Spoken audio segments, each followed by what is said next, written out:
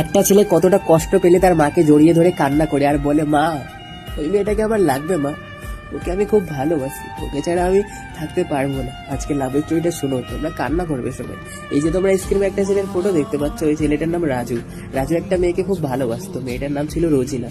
তাদের 4 বছরের সম্পর্ক ছিল। রাজু জানতো যে তার লাইফে একটা ছেলে ছিল যে তাকে ইউজ করেছে, তাকে ভালোবাসার কথা দিয়ে তার জীবনটাকে ঠেলে চলে গেছে। এটা জানার পরেও রাজু তাকে আপন করে নিয়েছিল। সে জানতো সে মেয়েটা আগে ফিজিক্যাল হয়ে গেছে অন্য ছেলের সাথে। অনেক মেয়ে বলে না যে আমার অতীতে এমন কিছু ঘটনা ঘটে যায় যেটা আমাকে কাঁদায়।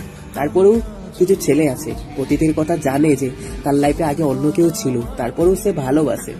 তারপরেও যখন মেয়েটা চিট করে না, ছেলেটা না মানে আর নিজের কষ্টগুলো কাউকে বলে বোঝাতে পারে না। আর সেই ছেলেটার সাথে তেমনটাই হয়েছিল রাজুর সাথে। হঠাৎ একদিন রাজু শুনতে পারে যে রোজিনার বিয়ে। তখন রাজু ভাবে যে এটা কি হচ্ছে। তখন সে মেয়েটাকে পাগলের মতো ফোন করে, তাকে কুত্তাগোলার মতো ফোন করতে থাকে 100 বার 200 বার, এবং কি ফোন করতে করতে ছেলেটা ঘুমিয়ে পর্যন্ত পড়ে যায়। ভাবতে পারছো, একদিকে তার চোখে জল যে মেয়েটার বিয়ে হচ্ছে। বিয়ের কিছুদিন পরে মেয়েটা ফোনটা রিসিভ করে, যখন জিজ্ঞাসা করে যে এই কাজটা তুমি কেন করলে, তখন রোজিনা বলে যে আমি কি করব, আমার ফ্যামিলি থেকে প্রেশার আসছিল। তখন সেই ছেলেটা বলে, আমার জীবনে তাহলে কেন এসেছিলে, কেন আমাকে স্বপ্ন দেখিয়েছিলে, কেন আমাকে বলেছিলে যে একসাথে থাকবো, তাহলে আজ কেন একা করে দিলে?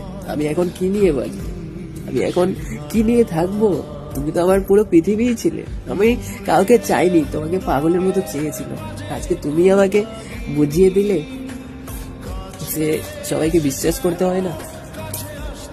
বিশ্বাস করে তোমার ভালোবাসায় আমি অনেক মেয়েকে রিজেক্ট করেছি। আমি ভেবেছিলাম যে তোমাকে নিয়ে সারাটা জীবন থাকবো, কিন্তু তুমি আমাকে এভাবে ছেড়ে দিলে। এই কথাগুলো রাজুর ছিল।